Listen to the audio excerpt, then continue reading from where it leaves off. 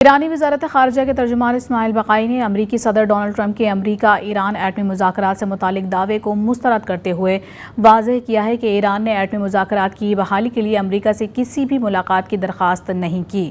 ایرانی میڈیا کے مطابق ایرانی وزارت خارجہ کے ترجمان اسماعیل بقائی نے واضح کیا ہے کہ ایران نے ایٹمی مذاکرات کی بحالی کے لیے امریکہ سے کسی ملاقات کی کوئی درخواست نہیں کی۔ اس سے قبل امریکی صدر ڈونلڈ ٹرمپ نے دعویٰ کیا تھا کہ امریکہ اور ایران کے درمیان ایٹمی مذاکرات دوبارہ شیڈول ہو گئے ہیں۔ اس حوالے سے آئندہ چند روز میں ناروے کے شہر اوسلو میں ایک اجلاس بھی ہوگا اور کسی مناسب وقت پر ایران پر عائد پابندیاں بھی اٹھائی جا سکتی ہیں۔ امریکی صدر نے یہ دعویٰ بھی کیا تھا کہ یہ سب اس لیے ہوا کہ ایران مذاکرات چاہتا ہے۔ امریکہ کے مشرق وسطیٰ کے لیے نمائندے اسٹیو وٹکوف کا یہ کہنا ہے کہ وہ آئندہ ہفتے یا بہت جلد ایرانی سفارتکاروں سے ملاقات کریں گے۔